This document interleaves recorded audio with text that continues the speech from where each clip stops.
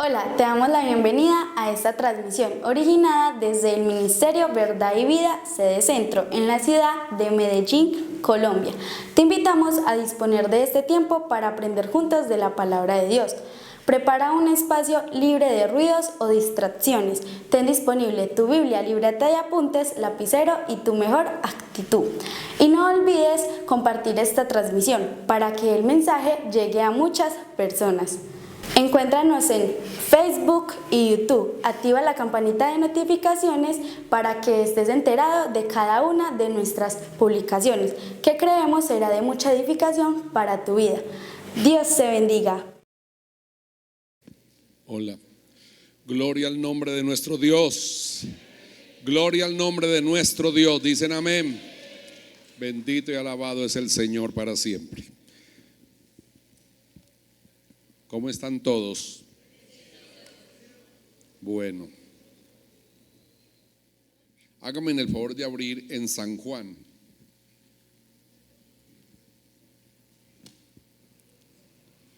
Evangelio. Vamos a leer lo que en San Juan, o según San Juan, es el último discurso de Jesús a sus discípulos. Capítulo 14. Amén, amados. Gloria a Jesús para siempre. Gloria al Señor para siempre. ¿Me dicen amén? Amén. Ok. Leo pues para todos ustedes. Dice así la gloriosa palabra del Señor. Dice: no se turbe vuestro corazón. ¿Creéis en Dios? Creed también en mí. En la casa de mi Padre muchas moradas hay. Si así no fuera, yo os lo hubiera dicho. Voy pues a preparar lugar para vosotros. Y si me fuere y os prepararé el lugar, vendré otra vez y os tomaré conmigo mismo, para que donde yo estoy, vosotros también estéis. Y sabéis a dónde voy y sabéis el camino. Le dijo Tomás: Señor, no sabemos a dónde vas. ¿Cómo pues podemos saber el camino? Jesús dijo: yo soy el camino y la verdad y la vida, y nadie viene al Padre si no es por mí. Si me conocieseis, también a mi Padre conoceríais, y desde ahora le conocéis y le habéis visto. Felipe le dijo: Señor, muéstranos al Padre y nos basta. Jesús le dijo: tanto tiempo hace que estoy con vosotros, Felipe, que estoy con vosotros y no me has conocido, Felipe. El que me ha visto a mí ha visto al Padre. ¿Cómo pues dices tú, muéstranos al Padre? ¿No crees que yo soy en el Padre y el Padre en mí? Las palabras que hablo no las hablo por mi propia cuenta, sino que el Padre que mora en mí, Él hace las obras. Creedme que yo soy en el Padre y el Padre en mí. De otra manera, creedme por las mismas obras. De cierto os digo que el que en mí cree, las obras que yo hago, Él las hará también, y aún mayores hará, porque yo voy al Padre. Y todo lo que pidiereis en mi nombre, lo haré, para que el Padre sea glorificado en el Hijo. Si algo pidiereis en mi nombre, yo lo haré. Yo lo haré. Amén, amados. Gloria al nombre del Señor. Bueno,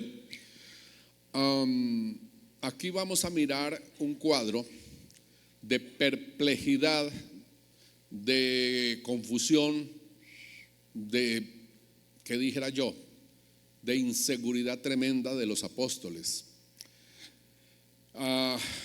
Jesús había pasado con ellos 3 años dándoles a conocer el Padre, al Padre, dándoles a conocer la voluntad de ese Padre y explicándoles que Él había venido para establecer un reino. Amén, el reino de los cielos en la tierra. El pueblo judío o los judíos estaban a la espera del Mesías prometido, estaban muy pendientes de la profecía. Y como dice el apóstol Pablo, Cristo vino en el tiempo, en el cumplimiento del tiempo, ¿ya? Y vino conforme las normas o lo establecido por Dios en su palabra, nacido de mujer y nacido bajo la ley, dice la Biblia.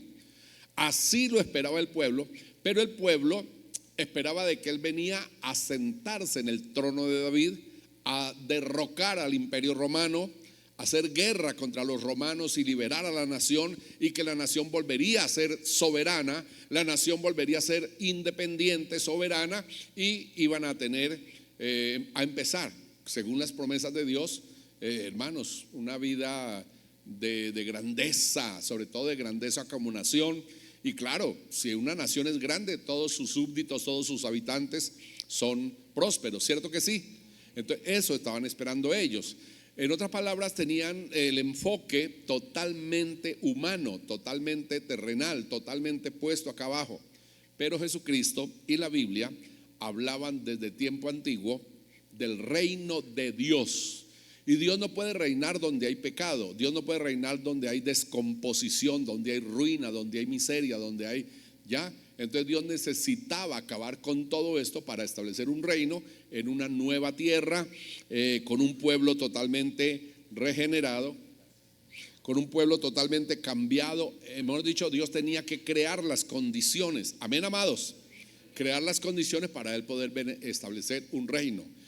El reino de Dios, por ser Dios, era espiritual, no podía ser humano, no podía ser terrenal, ¿de acuerdo? De esta manera Jesucristo vino a establecer ese reino, como ya lo hemos visto y lo vimos en el Sermón del Monte, en toda esta serie, como el Señor vino a establecer un reino y lo comienza con nosotros en la tierra. Por eso nos dice la Biblia que usted no pertenece a este mundo, amén, que usted pertenece al cielo, de donde esperamos al Salvador. Nuestra ciudadanía está allá, gloria al Señor. Bien, de esta manera, mis amados, entonces Cristo vino a hacer esta labor, a cumplir la voluntad del Padre, a hacer lo que el Padre tenía ya planeado y destinado. Los judíos, empezando por los apóstoles que habían vivido 3 años con el Señor, no lo entendían. Ahora, ¿en dónde está la perplejidad y dónde está la confusión de ellos? En que Jesús les da este discurso unos días antes de ser tomado preso y de ser muerto en la cruz. Y él les dice, cenando con ellos, les dice cosas que ellos no esperaban. Les da una noticia, les baja de la nube, los aterriza con algo que ellos no esperaban. ¿Qué cosa? Les dice, mira, uno de ustedes me va a entregar. ¿Me va a entregar? ¿Cómo así? Y yo seré tomado por los príncipes de este pueblo, y los judíos me matarán, y los judíos harán. ¿Te matarán? Dice, bueno, y yo me voy a apartar de ustedes por un tiempo, ¿ya? Y me voy por un tiempo, y aunque ustedes no saben ahorita mismo para dónde voy, pero me voy a apartar. Y ellos quedaron, pero ¿cómo así? ¿Ya? Hagan de cuenta como los que invirtieron en la pirámide, y la pirámide resultó un negocio y que los robaron, y Echeverry nos robaron. Así se sintieron ellos, así, hermanos, se sintieron ellos. ¿Entendido? Pero ¿cómo? Y entonces el reino, y donde voy a hacer, y acuérdense que ellos en esa ilusión hasta se peleaban en el camino. ¿Quién va a ser el mayor? ¿Quién va a ser el mayor en el reino? Y se peleaban, y Jesús los tenía que estar corrigiendo. Ellos no podían entender, y aunque Jesús les mostraba y les enseñaba, ellos no eran capaces de desvincular esos intereses de las cosas terrenales y ponerlas en las cosas eternas. Ellos no eran capaces, ellos seguían mirando aquí y vivían soñando, como muchos ahorita, yo decía esta mañana, como muchos ahorita están soñando, que en estos días salió en las redes sociales, que habiendo tantos francotiradores y hombres tan precisos para disparar, ¿cómo es que no resulte uno para que le den la cabeza a Maduro? ¿Ya? Entonces, así hay gente con esa ilusión de que el enemigo caiga, que quieren ya. Pero hermanos, todo es en el tiempo de Dios y todo como Dios lo tiene planeado. Bendito su nombre para siempre. No es cuando nosotros queramos. No es cuando nosotros queramos. Eso sí, les garantizo que no hay maduro que no se pudra. ¿Cierto? No hay maduro que no se pudra. Tranquilos. ¿Ah? Es verdad. Bueno, entonces mis amados, ellos estaban así con ese enfoque, que el mundo, que la nación, que caigan los romanos, que caiga el emperador, que el Señor y como veían esas multitudes tan tremendas, él decía: cuando el Señor comience a armar a todas esas multitudes, cuando todo el mundo con espadas, con lanzas y todos salgamos. No, ellos vivían soñando tremendamente, ya, y vivían mirando el palacio, el lugar donde iban a reinar y quién va a ser el mayor y todo. Y el Señor no les podía quitar esa idea de la cabeza. Pero ahora ellos están confundidos porque les dice: uno de ustedes me va a entregar, van a venir, me van a tomar preso, se van a cumplir en mí las profecías de que los impíos y los gentiles me van a matar, y yo me tendré que ir de aquí, de esta tierra, un tiempo. Me tengo que ir un tiempo, ustedes no me verán. ¿Entendido? Y entonces los apóstoles entran en ese dilema, en esa tremenda dilema. Entonces tengo aquí a manera de introducción: Jesús observa la perplejidad de sus discípulos y ante el anuncio de que Judas lo traicionaría y su posterior muerte, es así como procede a alentarlos con palabras de ánimo que resultaron en unas preguntas angustiosas de ellos, preguntas que ellos hicieron cuando él los trata de consolarlos, ¿ya? Bueno, Jesús advierte que para salir de toda incertidumbre y de toda perplejidad hay que creer. ¿Hay que qué? Hay que tener fe y creer a lo que Dios nos ha enseñado. Nosotros no tenemos otro camino que el que nos traza la palabra de Dios. Amén. No se ponga a buscar otros caminos. Al contrario, el Señor te dice que te pares en los caminos. No te pongas a buscar otros caminos. Al contrario, la palabra de Dios te dice que te pares en los caminos y pregunta por la senda correcta, por la senda verdadera. Amén. Entonces no tienes que buscar otro camino, sino al contrario, busca el camino verdadero. Bendito el nombre del Señor. Amén, amados. Bien, de esta manera Jesús les acaba de decir: bueno, uno de ustedes me va a entregar, me van a matar, y ellos entran en esa confusión y se miraban el uno al otro y tal cosa. Y entonces, ¿ya? Entonces Jesús comienza diciéndoles: no se turbe vuestro corazón. Primer punto, no se turbe vuestro corazón, ¿ya? Y los lleva al campo de la fe. La Biblia dice que sin fe, y la Biblia enseña que el camino de Dios es un camino de... ¿Qué pasó? La Biblia dice que el camino de Dios es un camino de fe. ¡Ay! Y cada paso que damos en ese camino deben ser pasos de ¿qué? De fe. La fe, hermanos, es esencial. Por eso dice imposible. Mire la sentencia, dice: sin fe es imposible agradar a Dios. ¿Entendido? Bueno, de esta manera, amados hermanos, el Señor los lleva, los traslada a ese campo y les dice: no se turbe vuestro corazón. Ustedes creen en Dios, crean también en mí. ¿Ya? Creen en Dios, crean en mí. Y luego les dice: en la casa de mi Padre muchas moradas hay. Voy pues a preparar lugar para vosotros.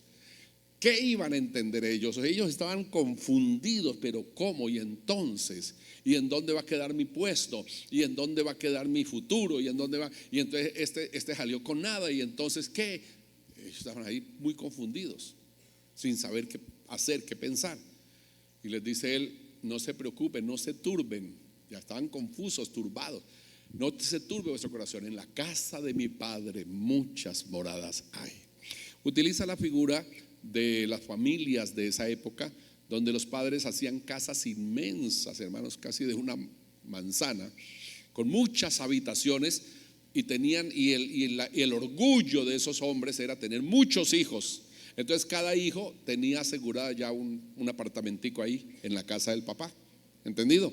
Una pieza y todo, al menos para pasar los primeros tiempos de su matrimonio, mientras que él comenzaba a producir y ya comenzaba a hacer lo mismo que el papá había hecho, construir algo grande para darle también a sus hijos. Bueno, entonces él dice: en la casa de mi Padre, tomando esa figura, muchas moradas hay. Voy pues a preparar lugar para vosotros. Amados, en En la Biblia y en la interpretación bíblica el factor tiempo es muy importante. Nosotros somos muy mediáticos, nosotros queremos las cosas ya. Y con Dios no es así, con Dios hay que saber esperar, aprender a esperar, ¿entendido? Porque Dios aparece en el tiempo preciso, en el tiempo oportuno, ¿entendido, amados? Y cuando Él dice: voy pues a preparar lugar para vosotros y luego volveré para tomarlos conmigo, ellos dijeron: bueno, ¿y cuánto tiempo? Y ellos pensaron, y resulta que esta es la hora que Él no ha vuelto a llevarlos. Esta es la hora que Él no ha vuelto. ¿Me escucharon eso? Van 2000 años y Él todavía no ha cumplido eso de que volveré y los tomaré conmigo para que donde yo esté vosotros también estéis. Y en la misma espera estamos nosotros. ¿Cuánto lo esperan? ¿Cuánto lo están esperando? Aleluya.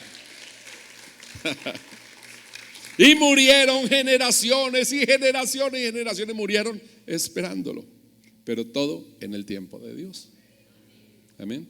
Y por eso es que el apóstol Pedro dice que los ociosos burladores dicen: a ver, ¿y dónde está la promesa de su advenimiento? ¿Cuándo es que va a venir? ¿Cuándo? Porque desde que yo me conozco oigo diciendo que viene y nada que viene.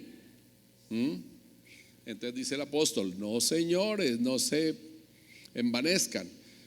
Dios no es que esté retardando su promesa, sino que es paciente y misericordioso, porque Él quiere salvar a toda la humanidad, porque no quiere que nadie se pierda, sino que todos procedan al arrepentimiento.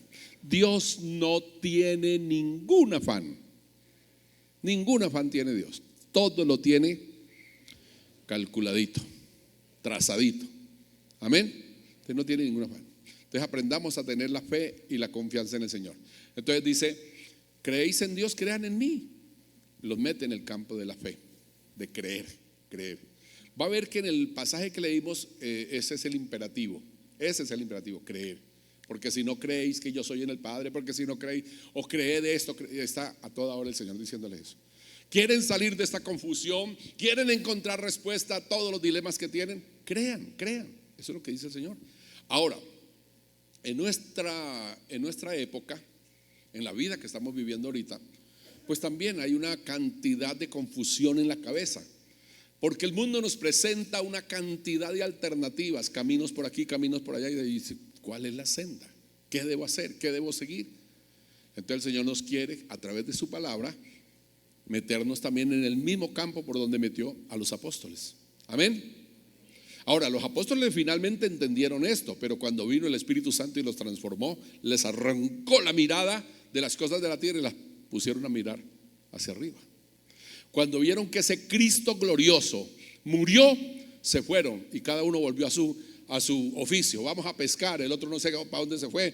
Quizá Mateo se fue otra vez a buscar que le volvieran a dar el puesto de recaudador de impuestos, no sé. Volvieron a sus ocupaciones. Pero cuando Cristo resucitó y lo vieron resucitado, ahí sí. Y por eso le dijo Dios a Tomás: porque me has visto, ¿crees? Bienaventurados los que sin ver creyeron. ¿Cuántos han visto a Jesús y le metieron las manos en las llaguitas? ¿Cuántos? Levante la mano el que metió las manos en las llagas. Sin embargo, usted ha creído, usted es bienaventurado. Bienaventurados los que sin ver creyeron. Bendito el Señor, amén. Bueno, entonces, amados, Él comienza como a darles ánimo, a levantarles el ánimo, a ponerlos en pie de lucha. Entonces les dice: señores, vamos a leer. Les dice: señores,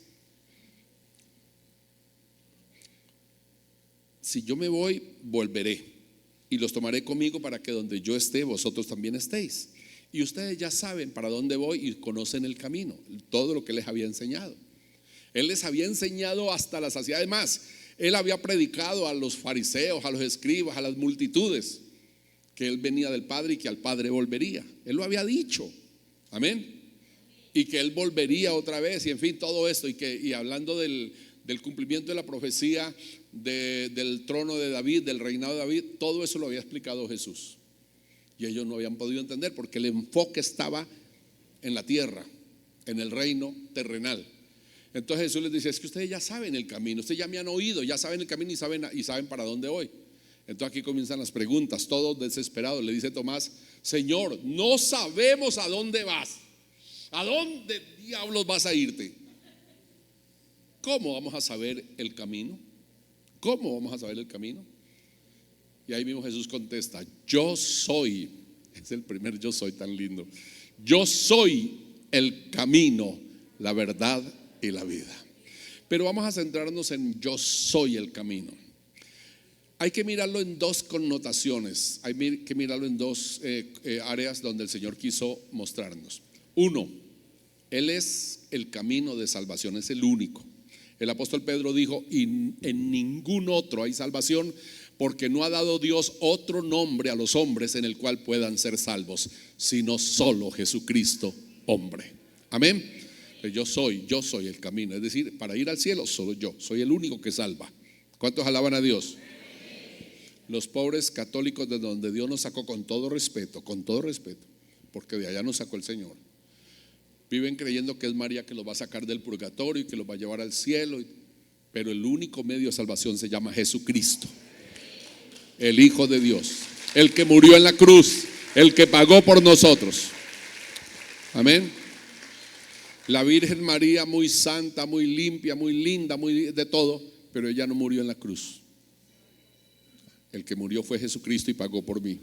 Él es el autor de la salvación, dice la Biblia.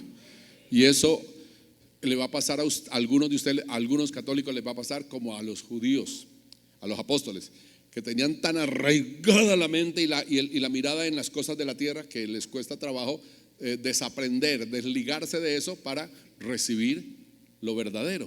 ¿Entendido? Les va a costar trabajo. Entonces, mis amados, de esta forma el Señor les dice: bueno, yo soy el camino. Primero, como medio de salvación. Segundo, como compromiso.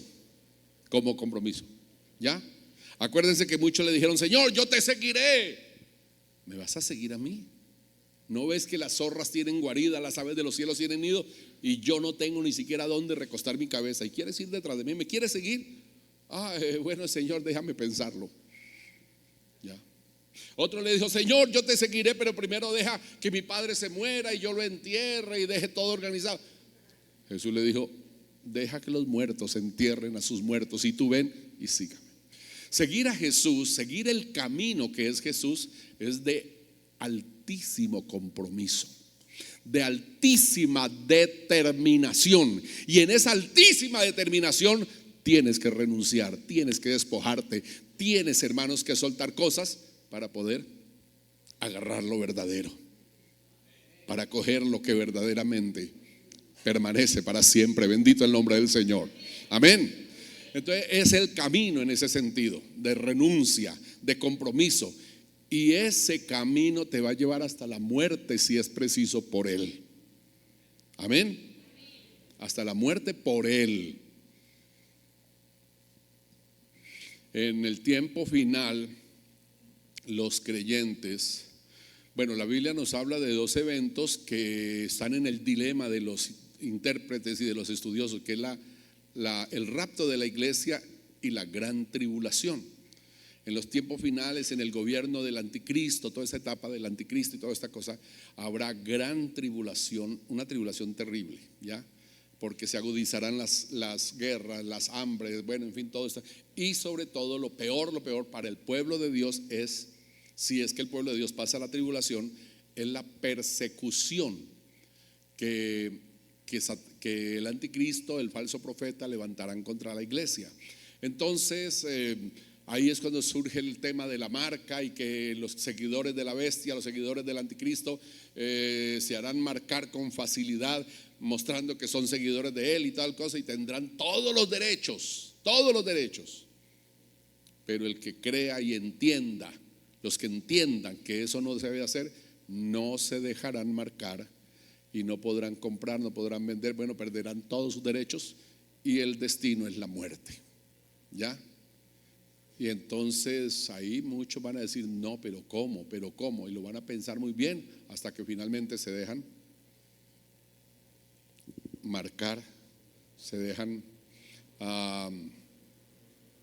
bueno, se voltean delante de Dios y por salvar sus vidas en la tierra van a obedecer al anticristo, sin tener en cuenta lo que Jesús dijo: el que pierda su vida por causa de mí, ese la hallará. Amén. Entonces ese es el camino, cuando dice yo soy el camino. Pero para seguirme, mire lo que esto implica: sacrificio, peligro de muerte, tribulación, compromiso, renuncia total. Amén. Gloria al nombre del Señor. Entonces le dice Tomás, todo desesperado: Señor, no sabemos a dónde vas, ¿cómo vamos a saber el camino? Entonces les dice: bueno, yo soy el camino. Jesús presenta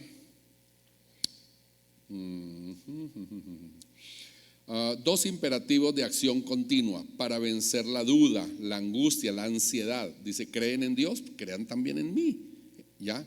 Los discípulos lo conocían solo a Él. Ahora, más adelante ustedes van a ver que Felipe le va a preguntar, que esto es el tercer punto: Señor, muéstranos al Padre. Felipe veía a Jesús, y Felipe había podido ver a Jesús a través de sus milagros, a través de sus enseñanzas, a través de sus obras, que realmente Él había descendido del cielo, que Él era el Hijo de Dios. Pero Felipe pensaba que Dios el Padre era igual a Él. Felipe no sabía que Él estaba frente a un Dios encarnado, pero el que estaba en el cielo es Dios Espíritu. Entonces dice: muéstranos al Padre. ¿Cómo se lo podía mostrar si Dios es Espíritu? Entonces le tiene que decir: es que el que me ha visto a mí, ha visto al Padre. No en la parte física, sino en su poder, en su divinidad, en su gloria. Amén, amados. Bueno, entonces de esta forma le contesta a Dios la desesperada pregunta o la desesperada inquietud de Tomás: no sabemos a dónde vas, ¿cómo vamos a saber el camino? Él dice: hombre, yo soy el camino. En esas dos connotaciones: soy el único medio de salvación, y si me va a seguir implica esto. ¿Quedó claro? Ok. Jesús había anunciado su muerte, pero quizá lo más confuso para ellos fue que Él se ausentaría por un poco de tiempo para prepararles un lugar permanente en la casa de su Padre, y luego volvería a llevarlos a ese lugar, cosa que no concordaba con lo que ellos estaban esperando acá, el gobierno aquí en la tierra. Amén. Y Jesús dice: yo me lo voy a llevar es para allá. ¿Entienden, hermanos? Todo lo que giraba en la mente de ellos y lo que era la perplejidad de ellos, la angustia de ellos. Bueno, tercero, el que me ha visto a mí, ha visto al Padre. Este tercer punto responde a la pregunta de Felipe, que ya mencioné algo. Cuando ya él comienza diciéndoles: hombre, yo soy el camino, la verdad y la vida, ¿ya? Y si me conocieran a mí, también al Padre conocerían, y comienza a hablar Jesús del Padre donde Él va a ir a prepararles morada, donde Él va a ir a prepararles la eternidad. Entonces, cuando ellos están ahí escuchándolo y dándole vueltas en la cabeza a todo lo que Él decía, hasta que se atreve Felipe y dice: Señor, al menos muéstranos al Padre y nos basta. Muéstranos al Padre y nos basta. Entonces ya les dije parte, ¿no? Que Jesús no podía mostrar porque el Padre es Espíritu. Jesús estaba ahí encarnado, visible, palpable. ¿De acuerdo? Pero Jesús les dice: hagan de cuenta que lo están viendo, me han visto a mí. Si ustedes me han visto a mí, han visto al Padre. Si ustedes me conocen, conocen al Padre. ¿Ya? Entonces Felipe estaba pensando de que le dijera a Jesús: Padre, venga, y se los pudiera presentar ahí, y que ellos lo pudieran ver, lo pudieran palpar y le pudieran reclamar: bueno, ¿y esto por qué? Y esto, qué sé yo. ¿Qué pasaría por la mente de Felipe y de todos los apóstoles? Pero Jesús les vuelve a contestar: señores, el que me ha visto. ¿Cómo dices tú, muéstranos al Padre? ¿Cuánto tiempo llevo con ustedes? ¿Ya? ¿Cuánto tiempo llevo con ustedes? Y no me has conocido, Felipe. ¿No crees que yo soy en el Padre y el Padre en mí? ¿No crees que yo soy en el Padre y el Padre en mí? Las palabras que yo hablo no las hablo por mi propia cuenta, sino que el Padre que mora en mí, Él hace las obras. En otras palabras, Jesucristo estaba totalmente subordinado por un cuerpo y estaba en la plena y absoluta condición de hombre. Y en esa absoluta condición de hombre vivía de una total dependencia de Dios, de una total dependencia de Dios. No hacía nada que Dios no le dirigiera, que Dios no le instruyera, que Dios no le diera la señal.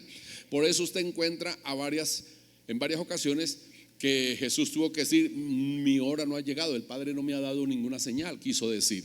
¿Entendido? Va a encontrar también que él no se dejó provocar de los que le querían provocar a que hiciera las cosas, de inmediato. Dijo: señores, un momentito. Y todo es cuando el Padre lo ordene. Mire, hermanos, cuando uno está en problemas, en dificultades, uno escucha muchas voces, mucha gente, y hay voces buenas y hay voces malas. Hay gente madura en el evangelio, en el conocimiento de la palabra, que le dicen cosas buenas a uno. Y una de esas cosas buenas que le dicen a uno, que usted la debe meditar en problemas, en dificultades, le dice: hermano, descanse. ¿Cómo voy a descansar? No tengo comida, mis hijos están muriendo, no tengo para esto. ¿Cómo voy a descansar? Estoy enferma. Descanse, porque en su tiempo Dios hará todo lo que necesita hacer con usted. ¿Me hago entender? Ese descanse en medio de una prueba, en una turbulencia, en medio de una situación terrible, ese descanse no es tan fácil. ¿Entendido? Pero el que conoce a Dios y conoce su palabra, a ese sí que le queda fácil. ¿Se acuerdan cuando predicamos la experiencia de David, jovencito, 17, 18 años, en el palacio con Saúl? Saúl en 2 ocasiones le tiró la lanza queriéndolo matar.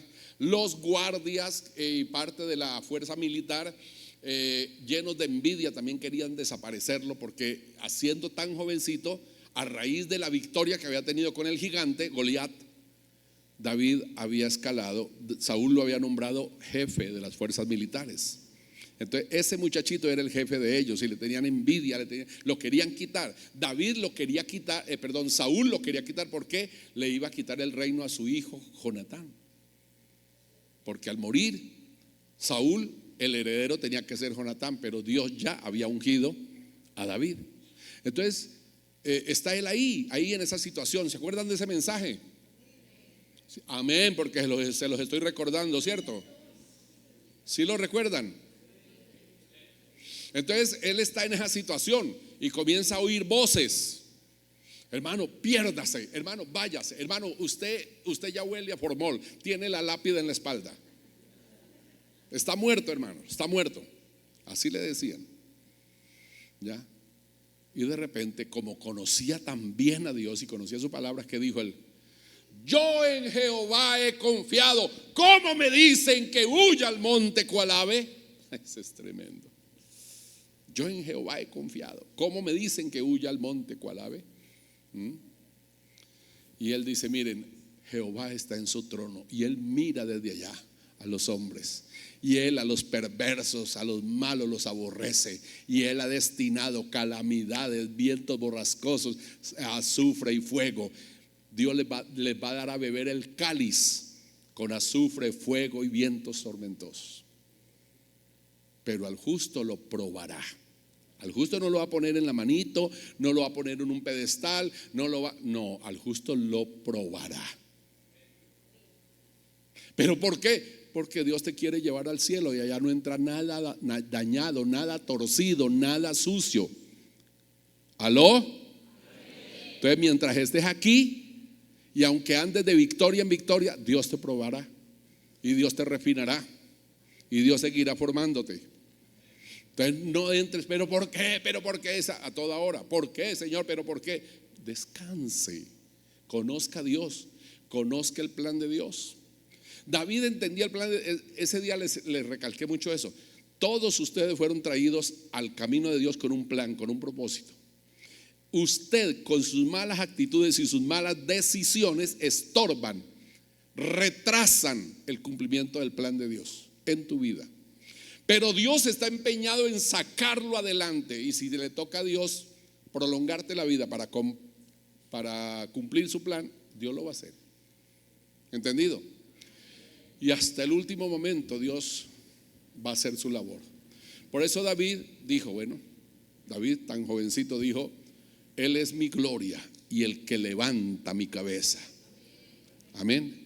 Él va a cumplir lo que tiene trazado con mi vida. Él es mi gloria y el que levanta mi cabeza. Bendito el nombre del Señor. Alabado sea el Señor. Entonces, hermanos, descanse. Por eso Él trata de meter a los apóstoles en esa confusión, en esa perplejidad. Trata de meterlos en el campo de la fe. Creéis en Dios, crean en mí, confían en mí. Yo me voy, pero voy a prepararles un lugar y luego volveré y los tomaré conmigo. Amén. Y los llevaré. Bendito el nombre del Señor. Los judíos hasta el día de hoy no le han podido creer. Y por eso cuando llegue este mundo a la calamidad tan terrible que le espera, ellos van a creer en ese sistema o en ese gobernante o lo que sea, que se llama o que se conoce como el anticristo. ¿Ya? Pero finalmente tendrán que terminar aceptando, y Dios terminará cumpliendo su plan con Israel. ¿Entendido? Y lo mismo con cada uno de nosotros. Entonces, en medio de pruebas, dificultades, incertidumbre, no sabemos por qué esto, por qué salió así, por qué salió así, por qué me pasó, por qué no me pasó. Descanse en el Señor y eso sí, usted no podrá descansar si usted no conoce a Dios, si usted no conoce la palabra. Si usted retiene la palabra en el corazón, la medita, la piensa, la lee continuamente, el Espíritu Santo en el momento de prueba te va a traer la palabra clave. Amén. Te va a traer la palabra para que descanses. ¿De acuerdo, amados? En un momento determinante, un negocio, de pronto alguien te quiere tumbar, de pronto, el Espíritu Santo te va a dar la clave, la salida, si tienes la palabra. ¿Entendido, señores? Si tienes la palabra. Entonces Felipe, angustiado, le dice: muéstranos al Padre. Y dice: Señor, el Padre lleva 3 años con ustedes. ¿Cómo tanto tiempo llevo con vosotros y todavía no me ha podido conocer? ¿Cómo me dices que te muestre al Padre? ¿No crees que el Padre es conmigo y yo con el Padre? Y bueno, en fin, ya. Y vuelve el tema de creer, de creer. Entonces, no hay que leer la Biblia por leerla. Hay que escudriñarla, hay que aprender, hay que meterse en la teología. Amén. Conocer a Dios, conocer quién es Dios, cómo obra Dios, cómo piensa Dios, qué planes tiene Dios. Amén, amados. Y de acuerdo a eso, usted sepa, terminará usted entendiendo que usted es parte del plan de Dios, que usted es parte clave del plan de Dios. Entonces espere en Él, confía en Él. ¿Entendido? Los apóstoles y el pueblo judío no podían entender que el reino de Jesús no era terrenal, porque es una tierra descompuesta. En estos días entendí algo del porqué, del propósito de Dios al permitir que el templo fuera destruido, y eso me pareció muy bonito. Cuando le dice: mira, Señor, los edificios del templo, con ese orgullo. ¿Se acuerdan que les hablé del metro? Que es el orgullo nuestro. Mira, Señor, era el orgullo nacional. Y Jesús les dice: ¿veis todo eso? De eso que ustedes me están mostrando, de esa ciudadela, de esas estructuras enormes, brillantes, bonitas, les aseguro que no va a quedar ahí piedra pegada de otra piedra que no sea derribada. Y efectivamente sucedió. 70 años después, los romanos, que ya habían sitiado a Jerusalén, destruyeron el templo hasta los mismos cimientos, los desenterraron y los acabaron. ¿Entendido? Y siempre pensamos que eso fue juicio, castigo de Dios. Sí, posiblemente juicio, castigo de Dios. Pero el asunto va más allá, el asunto es más profundo. Resulta que como Cristo ya había vuelto, ya había venido a la tierra, había muerto, ya Juan el Bautista lo había presentado en la ribera del río Jordán. He aquí el Cordero de Dios que quita el pecado del mundo. Entonces ya Cristo había hecho lo que los tantos sacrificios atrás no pudieron hacer: quitar el pecado del mundo. ¿Entendido? Ya Cristo lo hizo, murió. Entonces ya no se necesitaba más el templo, porque el templo era el lugar de sacrificio. Cesó el sacrificio, cesaron las víctimas, cesaron los holocaustos, todo, porque ya Cristo es, hermanos, nuestro sacrificio, porque ya Cristo entregó su vida y pagó por nosotros, porque ya no es necesario. Ahora el sacrificio de Dios, el sacrificio para Dios es tu corazón arrepentido, es tu corazón arrepentido, dice la palabra. Amén. Entonces, para que los judíos no siguieran ahí con sus víctimas, no siguieran ahí, el Señor les tumbó ese templo. ¿Me entendieron? Porque ya no era necesario sacrificar más animales, no era más necesario sacrificar más ovejas, no era más necesario sacrificar por los pecados, porque ya Cristo había muerto por nosotros. Y ya la promesa de Dios nos dice que si estamos en comunión los unos con nosotros, la sangre de Jesucristo nos limpia de todo pecado. Amén, amados. Entonces, ¿para qué vamos a traer una oveja y sacrificarla aquí? Y bendigamos a Dios, porque hoy en día nos tocó la mejor de las épocas. Amén. Bueno, amados, el que me ha visto a mí ha visto al Padre. Jesús, ante la petición de Felipe, muéstranos al Padre, le dice, Jesús le dice, mira, el Padre siempre ha estado presente en todo lo que yo hablo, en todo lo que he hecho, en las obras y en las palabras. Yo no he dicho nada. Las palabras que yo hablo, las hablo por el Señor, por el Padre. Todo lo que yo hago es porque el Padre me lo ordena, ¿ya? Y luego les dice,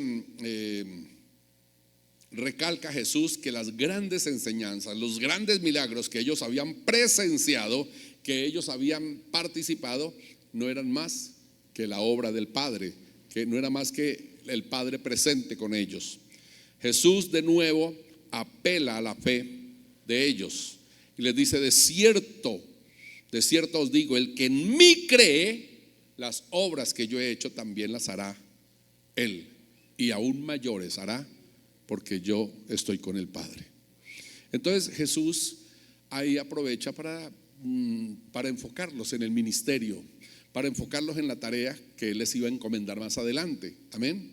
Más adelante en la gran comisión, cuando Él resucita y les aparece, y en la última aparición que les hace resucitado, les dice, por tanto, id y predicad el evangelio a toda criatura. El que creyere y fuere bautizado será salvo, mas el que no creyere será condenado. Y estas señales seguirán a los que creen.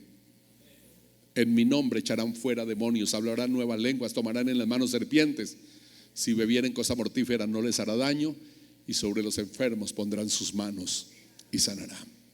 Entonces Jesús les está diciendo a ellos que se alisten, porque ellos tienen que seguir luchando por ese reino hasta que lleguen, no solamente ellos, sino que lleven a mucha gente.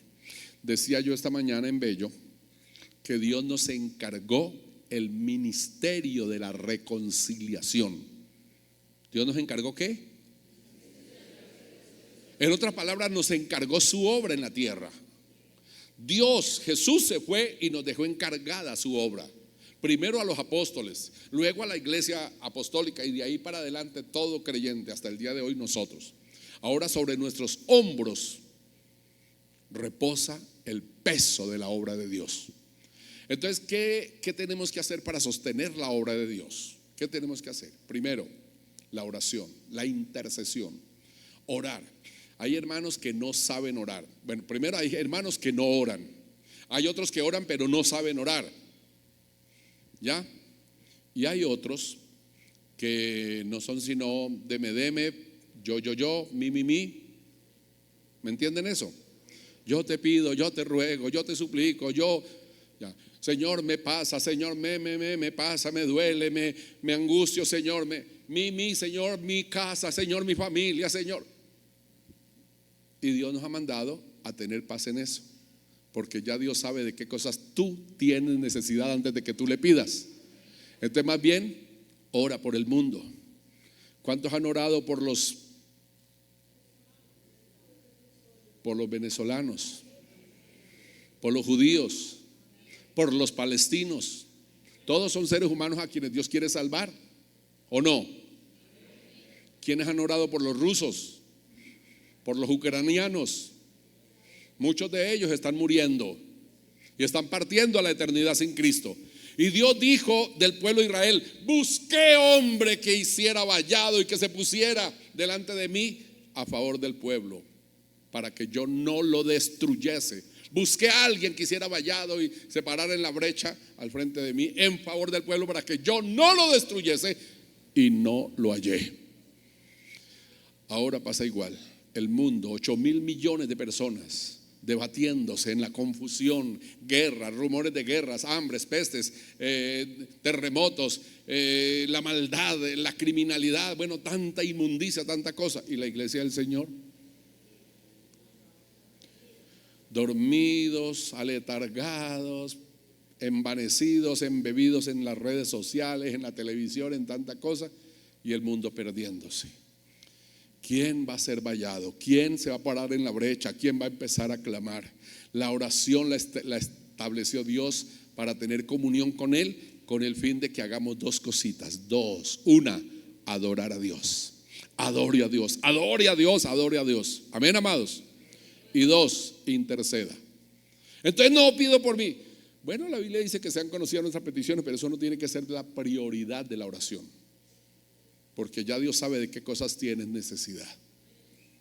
Tu confianza puede ser tal que nunca le pidas a Dios nada y vivas pidiendo por los impíos, pidiendo por las naciones, pidiendo por los gobernantes, pidiendo por la iglesia en todo el mundo, pidiendo por los siervos de Dios. ¿Cuántos siervos de Dios cayendo en pecado, cayendo en lujurias, cayendo en malos manejos?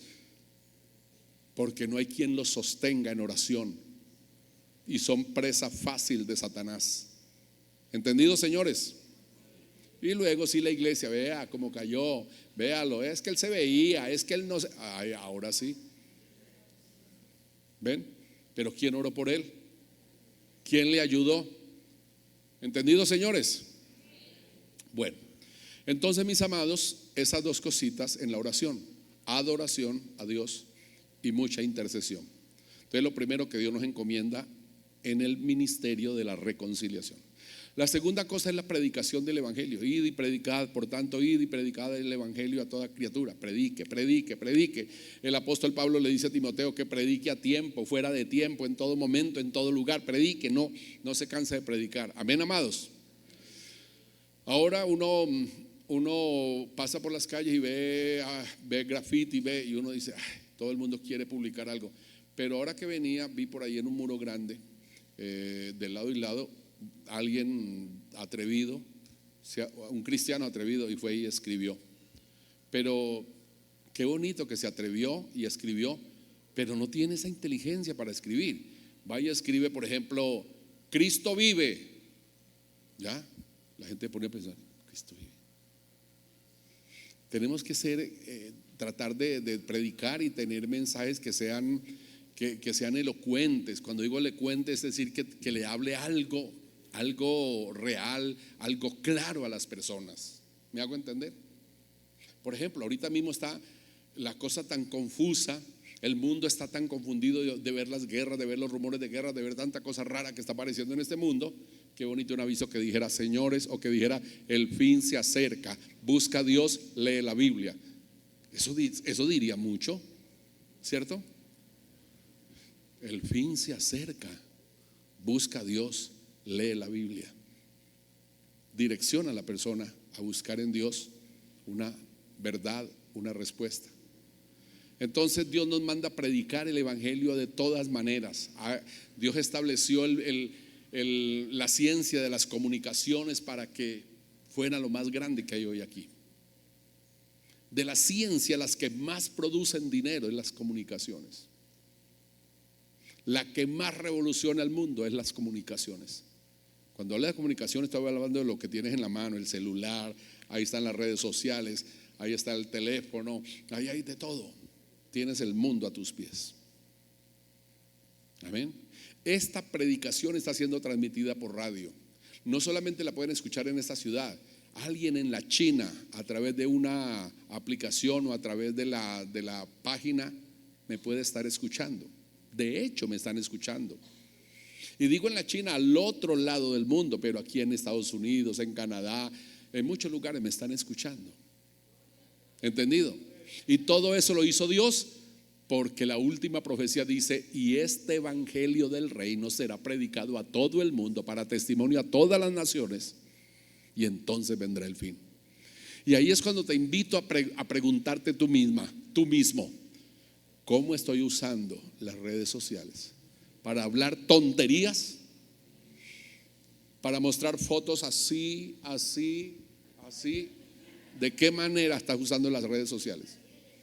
¿O para poner ahí un mensaje del Señor, para edificar a otros? ¿Entendido, señores? Y son tan tremendos que les da risa, pero bueno. Entonces, amados, la segunda cosa es predicar el evangelio. Y la tercera cosa no nos gusta para nada. Si la primera no la hacemos y la segunda no la hacemos, esta sí que menos la queremos hacer.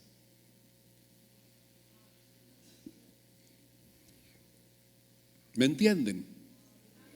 ¿Me entienden? ¿Qué entendió? ¿Qué entendió? Que hay que traer platica.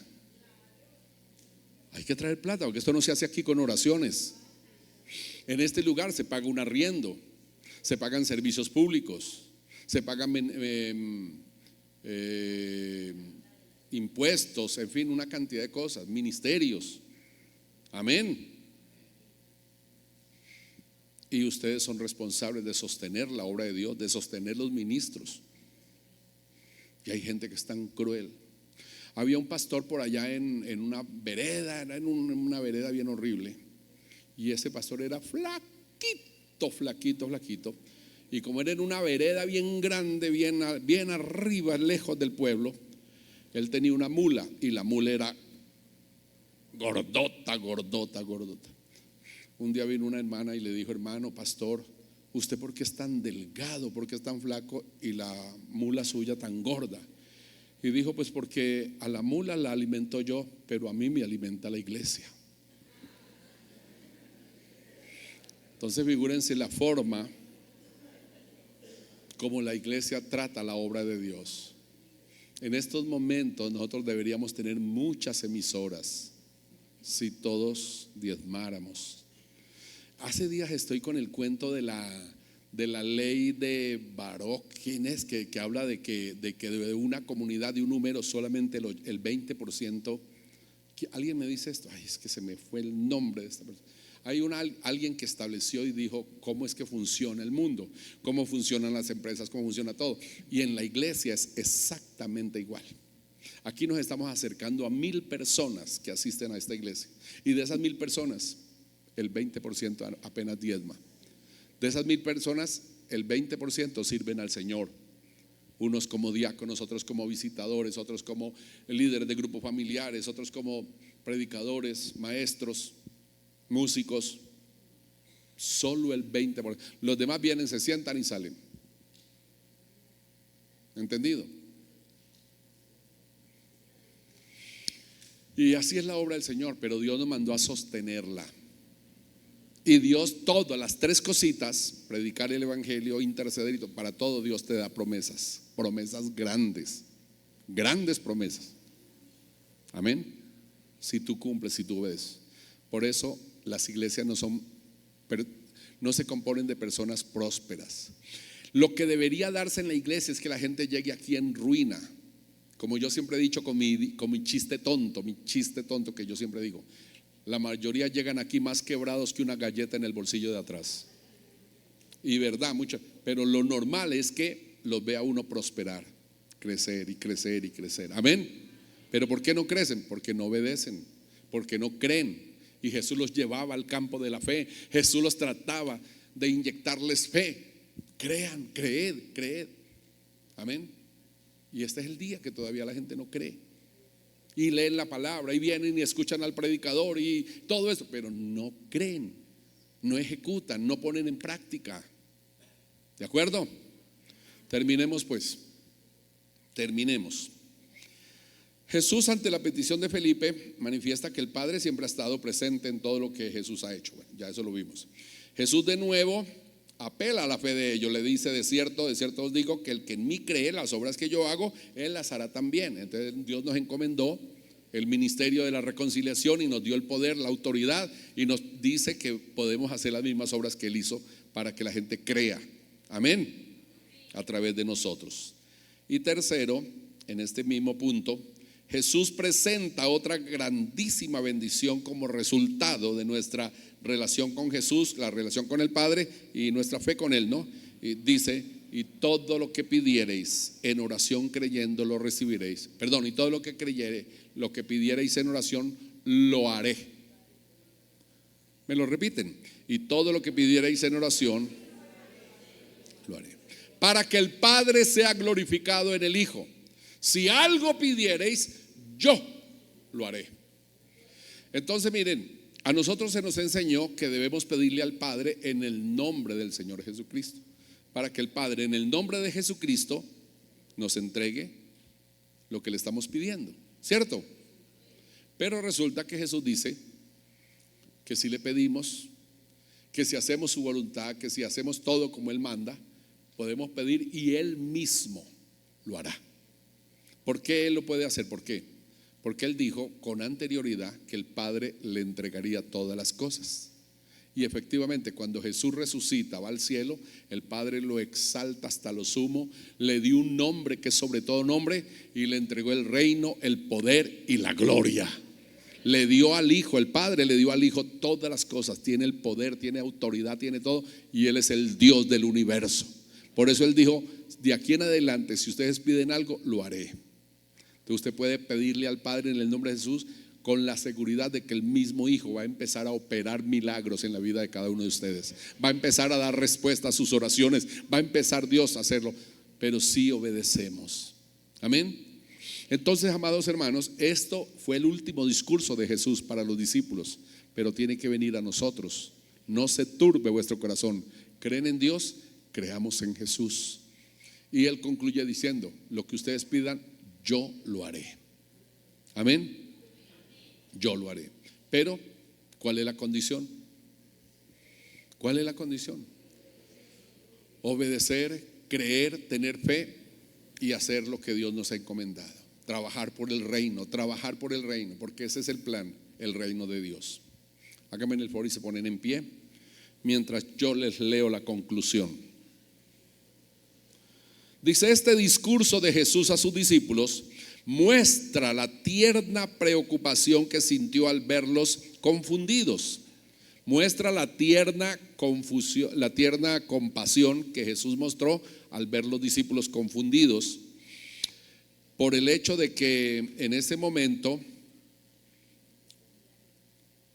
después de 3 años de estar con ellos, no habían podido desvincular sus intereses y desenfocar sus ojos de la tierra, de los intereses en la tierra, de un reino poderoso aquí en Jerusalén, en Israel, por la realidad de un reino glorioso en el cielo, en la eternidad, del reino mesiánico. Amén.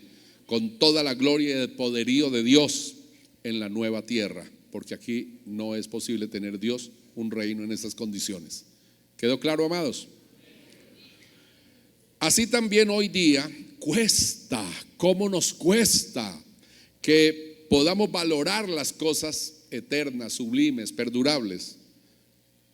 Porque nuestra mente y corazón están desapegadas a las cosas perecederas de esta tierra, a las cosas efímeras de este mundo. Dígale a Dios: Señor, ayúdame a poner la fe donde debe estar. Ayúdame a quitar la mirada de las cosas de la tierra. Ayúdame, Señor, a levantar mi cabeza y a mirarte. Ayúdame a amar tu palabra y a buscar en ella tu voluntad, el propósito que tienes con mi vida. Ayúdame, Dios, para cumplirlo, para poder ser heredero y tener bendición, las bendiciones que tú me prometes aquí en tu palabra. Dígale: Padre, ayúdame a hacer esto. Lo que trataste de enseñarle a los apóstoles, ayúdame a mí a entenderlo y a vivirlo, para que mi vida sea próspera y mi vida sea útil en tus manos. A ver, dígaselo. Para que mi vida sea útil en tus manos y sea próspera. para que yo pueda dejar un legado a mis hijos, para que yo pueda ganar muchas almas para el reino, para que yo pueda ser instrumento de poder en tus manos para salvar a muchos, restaurar hogares, levantar vidas. Padre, en el nombre de Jesús, ruéguele, ayúdame, Señor. Háblele pues de esta manera al Señor.